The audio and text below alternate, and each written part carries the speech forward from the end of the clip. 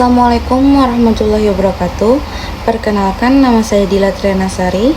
Saya berasal dari Prodi Pendidikan Fisika Universitas Maluku Saleh.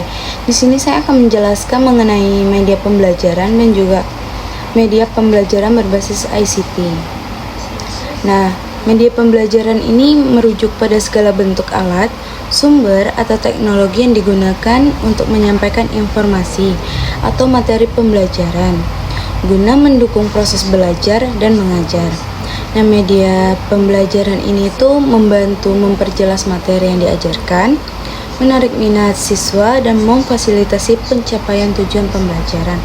Contohnya itu meliputi seperti buku, video, gambar, hingga alat peraga fisik.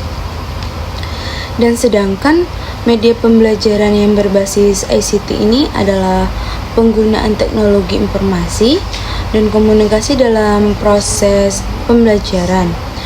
Media ini memanfaatkan perangkat digital seperti komputer, smartphone, internet, dan perangkat lunak pendidikan untuk menyampaikan materi, berkomunikasi dengan siswa, serta mengolah proses belajar mengajar. Dengan ICT, pembelajaran ini akan menjadi lebih interaktif, fleksibel, dan dapat diakses secara luas tanpa batasan ruang dan waktu. Nah, jenis media pembelajaran yang umum itu seperti pertama tuh media visual, yang mana media ini itu yang menyampaikan informasi melalui tampilan visual, membantu memperjelas konsep yang abstrak. Contohnya tuh seperti gambar dan foto yang menyajikan materi dalam bentuk gambar statis ataupun poster atau grafik yang menyederhanakan informasi dalam bentuk visual seperti grafik, tabel, atau diagram. Nah, selanjutnya itu media audio, yang mana media ini itu yang menggunakan suara atau menyampaikan informasi. Biasanya digunakan untuk melatih keterampilan mendengar atau memberikan arahan secara verbal. Dan selanjutnya itu ada media audio visual, yang mana media yang menggabungkan suara dengan visual untuk meningkatkan pemahaman dan menarik minat siswa. Contohnya itu seperti video pembelajaran, yang mana video pembelajaran ini video yang menampilkan materi pembelajaran seperti dokumenter, simulasi, ataupun tutorial. Kemudian ada tuh animasi education, yang mana konten animasi yang digunakan untuk menyampaikan konsep atau informasi dengan cara yang lebih menarik. Film pendidikan, nah film yang dirancang khusus untuk tujuan pembelajaran. Dan selanjutnya itu ada media berbasis cetak, yang kita ketahui media yang menggunakan bahan-bahan cetak ini itu pasti seperti buku, majalah, dan buku-buku yang sering kita jumpai di sekolah, seperti modul pembelajaran atau paket pembelajaran yang biasa berisi dengan materi, latihan, tes, dan juga jurnal yang adalah yang sumber referensi yang berisi artikel pendidikan atau ilmu pengetahuan. Dan selanjutnya itu ada media berbasis teknologi informasi dan komunikasi, yang mana media ini yang menggunakan teknologi digital atau jaringan komunikasi. Contohnya itu seperti e-learning platform yang seperti Google Classroom, dan juga aplikasi education seperti Duolingo, Quizizz. Nah, kemudian tuh ada pembelajaran berbasis animasi interaktif, simulasi atau game education, dan juga webinar yang pembelajarannya itu berbasis audio atau video yang dapat diakses melalui internet. Nah, kemudian itu ada media berbasis lingkungan, yang mana media yang memanfaatkan lingkungan sekitar sebagai sumber belajar. Contohnya itu laboratorium yang sering ada di sekolah, penggunaan alat-alat laboratorium untuk praktek dan eksperimen. Nah, kunjungan lapangan, mengunjungi lokasi tertentu seperti museum, pabrik, situs bersejarah, untuk mendapatkan pengalaman langsung. Nah, kemudian tuh ada kayak observasi lingkungan. Biasanya tuh siswa akan ada belajar melalui pengamatan langsung terhadap lingkungan di sekitarnya. Kemudian ada media berbasis simulasi, yang mana media yang digunakan untuk menyimulasikan suatu proses atau fenomena. Nah, biasanya itu menggunakan perangkat lunak atau alat simulasi fisik. Fisik yang mana contohnya simulasi pembelajaran dalam dunia virtual 3D itu. Kemudian ada game edukasi, permainan dirancang untuk mengajarkan keterampilan atau pengetahuan tertentu. Kemudian adanya media manipulatif, yang mana media yang memungkinkan siswa berinteraksi langsung dengan objek fisik, membantu mereka mempelajari konsep melalui eksplorasi. Contohnya itu seperti kita menggunakan alat peraga seperti bola, dunia, model anatomi, atau rangkaian listrik sederhana. Kemudian jenis-jenis media pembelajaran berbasis ICT itu sebenarnya ada banyak, seperti e-learning platform, yang mana itu memungkinkan untuk guru dan siswa berinteraksi berbagai materi dan melakukan kegiatan belajar mengajar secara online. Nah, kemudian adanya multimedia interaktif atau media yang menggabungkan teks, gambar, audio, video, dan animasi untuk memberikan pengalaman belajar yang lebih menarik dan interaktif. Kemudian adanya aplikasi pembelajaran. Biasanya aplikasi yang dirancang untuk perangkat handphone itu guna untuk memfasilitasi proses belajar. Contohnya ya kayak Duolingo yang untuk bahasa itu, habis itu Quizizz yang untuk kita melakukan kuis. Kemudian adanya virtual classroom, yaitu kelas virtual yang memungkinkan interaksi antara guru dan siswa melalui internet secara langsung. Dan kemudian adanya learning management, yaitu sistem manajemen pembelajaran yang membantu guru dalam merancang, melacak, mengolah, dan menilai kegiatan belajar siswa. Kemudian adanya simulasi atau virtual reality, yang mana teknologi simulasi dan realitas virtual digunakan untuk memberikan pengalaman belajar yang mendekati kenyataan atau situasi nyata, terutama untuk topik yang kompleks atau berbahaya jika dipelajari di dunia nyata. Kemudian tuh ada learning block, yaitu biasanya tuh media yang berbasis teks yang memungkinkan siswa untuk belajar dari artikel atau berkontribusi pada konten. Nah, kemudian ada game education atau edukasi, yang mana permainan interaktif yang dirancang khusus untuk tujuan pembelajaran, di mana siswa belajar sambil bermain. Nah, penggunaan media belajar termasuk yang berbasis ICT ini pastikan memiliki kelebihan dan kekurangan. Nah, biasanya kelebihan media pembelajaran umum itu banyak, seperti kayak mempermudah pemahaman. Nah, media pembelajaran kan membantu memvisualisasikan konsep abstrak nih, sehingga siswa lebih mudah memahami materi. Kemudian itu adanya untuk meningkatkan minat belajar, seperti menggunakan gambar dan video atau alat peraga, dapat membuat pembelajaran biasanya lebih menarik dan mengurangi kejenuhan siswa dalam proses belajar. Nah, kemudian adanya meningkatkan interaksi dan partisipasi media interaktif seperti alat peraga atau permainan edukatif, mendorong keterlibatan siswa dalam proses belajar. Nah, kemudian untuk kelebihan itu menyediakan beragam gaya belajar nih, banyak, seperti dengan berbagai jenis media visual, audio. Siswa dengan gaya belajar yang berbeda dapat menemukan cara belajar yang sesuai. Nah, kemudian itu membantu retensi informasi Media yang menarik secara visual atau audio membantu siswa mengingat informasinya lebih lama. Dan juga berkat media ini tuh biasanya menghemat waktu guru. Media pembelajaran seperti video atau presentasi dapat memperjelas materi karena lebih terstruktur dan ringkas. Dan kalau kekurangan media pembelajaran umum itu biasanya keterbatasan atau ketersediaan. Kan tidak semua sekolah dan guru memiliki akses terhadap media yang lengkap atau berkualitas tinggi.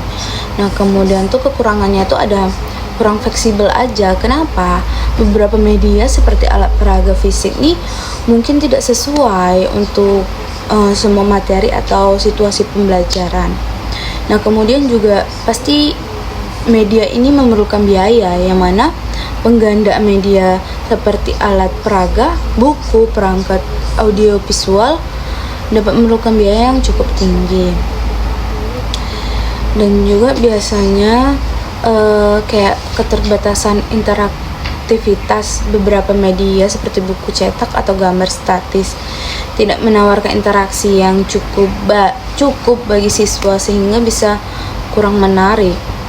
Dan kemudian ketergantungan pada guru, pasti media ini akan tergantung pada guru. Jika media tidak diinteraksikan dengan benar oleh guru, siswa bisa saja tidak memahami materi dengan baik. Sedangkan untuk kelebihan media pembelajaran berbasis ICT ini seperti materi dapat diakses kapan saja dan di mana saja asalkan terhubung dengan internet.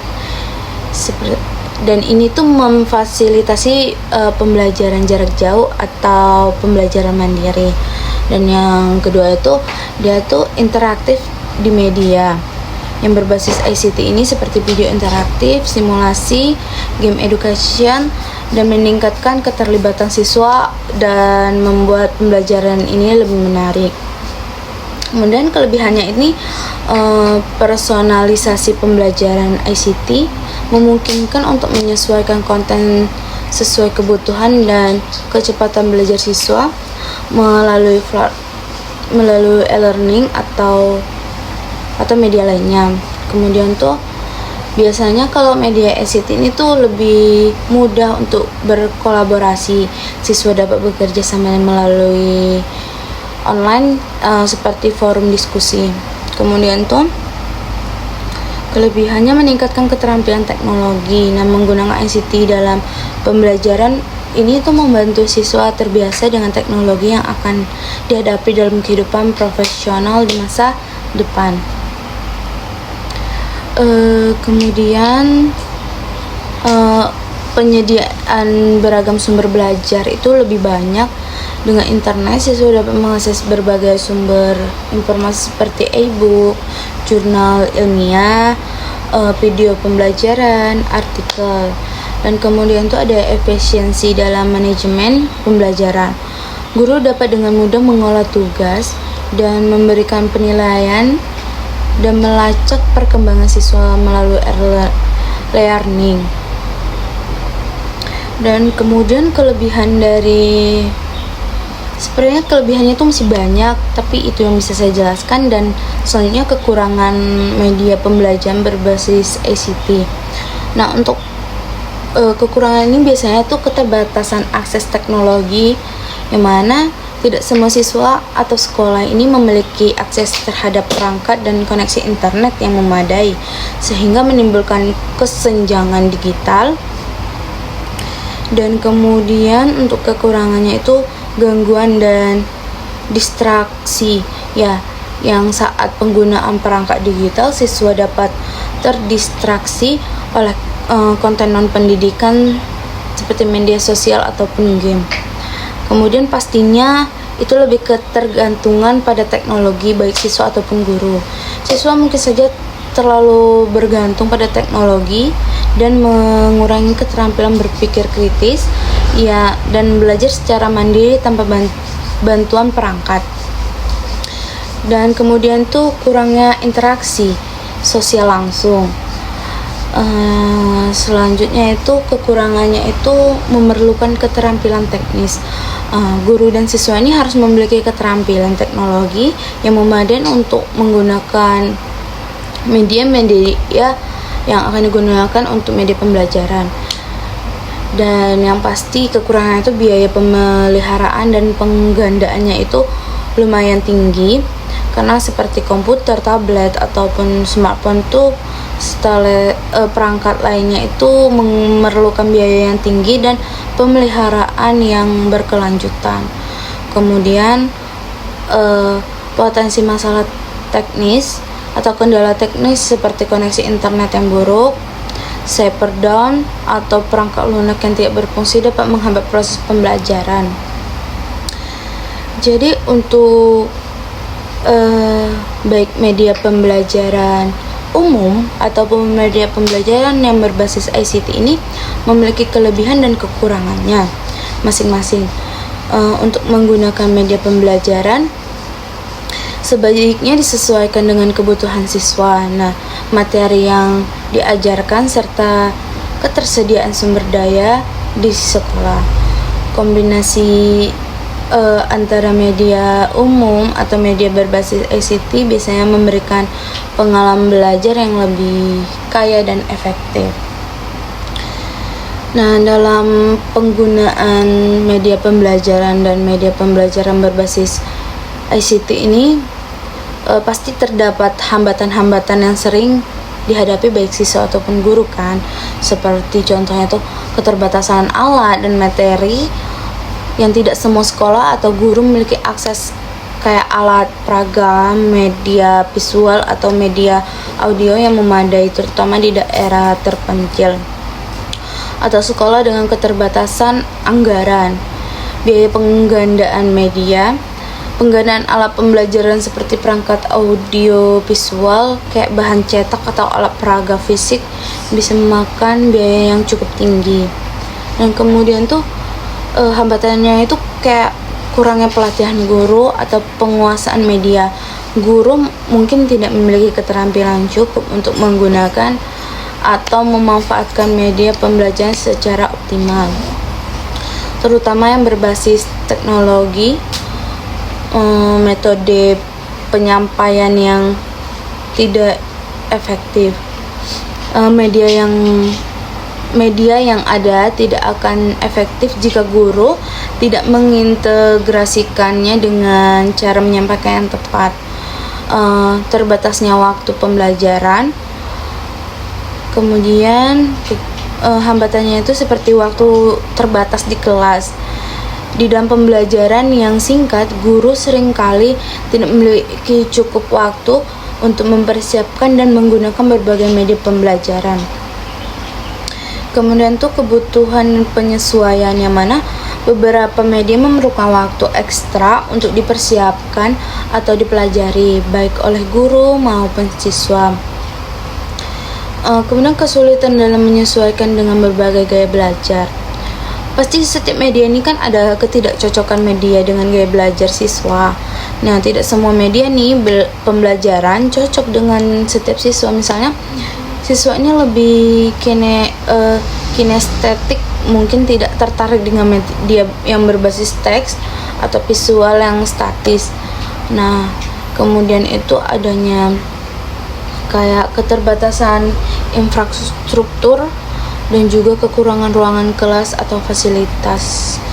Kayak beberapa sekolah tuh mungkin tidak memiliki ruang atau fasilitas yang memadai untuk menggunakan media pembelajaran tertentu seperti laboratorium atau perangkat audio visual lainnya itu. Nah, hambatan dalam media pembelajaran yang berbasis ICT, keterbatasan akses teknologi ini biasanya lebih ke senjangan digital. Kayak tidak semua siswa memiliki akses ke perangkat digital seperti komputer, tablet, ataupun handphone. Selain itu juga biasanya koneksi internet yang lambat atau tidak tersedia menjadi hambatan besar, dan terutama di daerah pedesaan yang kurang berkembang. Dan pasti perangkat dan internet ini itu lebih mahal. Meskipun teknologi semakin terjangkau, biaya untuk membeli perangkat dan paket data internet mesin itu masih menjadi beban bagi banyak keluarga atau keluarga yang kekurangan keterampilan teknologi ini. Kemudian hambatannya juga pasti ke guru ya, yang mana tidak semua guru itu memiliki keterampilan teknis yang diperlukan untuk menggunakan media berbasis ICT secara efektif, dan kurangnya pelatihan atau keahlian dalam menggunakan teknologi pembelajaran dapat mengurangi manfaat ICT dalam kelas. Kemudian hambatan ini ke siswa, yang mana beberapa siswa ini mungkin kurang terbiasa dengan menggunakan teknologi dalam belajar, terutama di kalangan siswa yang kurang terbiasa menggunakan perangkat digital, dan juga ketergantungan pada teknologi. Dan biasanya kalau media yang berbasis ICT ini masalah teknis ya, masalah yang gangguan teknis seperti koneksi internet tadi itu yang tidak stabil, perangkat yang rusak, atau masalah perangkat lunak dapat menghentikan atau mengganggu proses belajar. Nah, ketergantungan berlebihan terlalu mengandalkan teknologi dapat mengurangi keterampilan belajar tradisional yang dari dulu sudah diterapkan, dan kemudian seperti kemampuan berpikir kritis siswa atau literasi manual itu kurang, dan kesulitan dalam pengolahan kelas juga akan lebih kurang, dan kemudian kurang interaksi sosial pasti itu, yang mana pembelajaran online atau digital ini bisa mengurangi interaksi tatap muka antara siswa dan guru. Yang penting dalam pengembangan kemampuan sosial dan emosional siswa, dan hambatan psikologis. Dan kemudian hambatannya itu pasti motivasi yang rendah bagi siswa, yang mana materi yang tersedia kan secara online ini mungkin tidak terlalu sesuai dengan standar kurikulum lokal, sehingga perlu adanya penyesuaian yang lebih harus diteliti. Dan kemudian juga pasti adanya kurangnya dukungan teknis guru dan siswa yang enggan beradaptasi. Mungkin beberapa guru mungkin enggan menggunakan media berbasis ICT ini karena nyaman dengan metode pengajaran tradisional atau pembelajaran atau pengajaran yang dahulu. Begitu pula dengan siswa yang mungkin tidak terbiasa dengan pembelajaran berbasis teknologi. Nah, jadi hambatan-hambatan dalam media pembelajaran baik yang berbasis tradisional ataupun ICT yang sering kita gunakan sekarang tuh terutama terkait dengan infrastruktur, keterampilan, dan manajemen waktu. Dalam konteks ICT, tantangan terbesar termasuk akses teknologi, keterampilan teknis, serta kesenjangan digital. Nah, untuk mengatasi hambatan ini tuh dibutuhkan dukungan yang lebih luas ya, baik dari pemerintah, institut pendidikan maupun masyarakat, agar media pembelajaran dapat digunakan secara efektif nih untuk meningkatkan kualitas pembelajaran. Jadi mungkin itu saja yang bisa saya jelaskan dan saya dapatkan dari video-video yang sudah saya tonton dan juga sudah saya cerna. Mungkin ini saja dari saya Dila Trianasari, pamit undur diri. Assalamualaikum warahmatullahi wabarakatuh.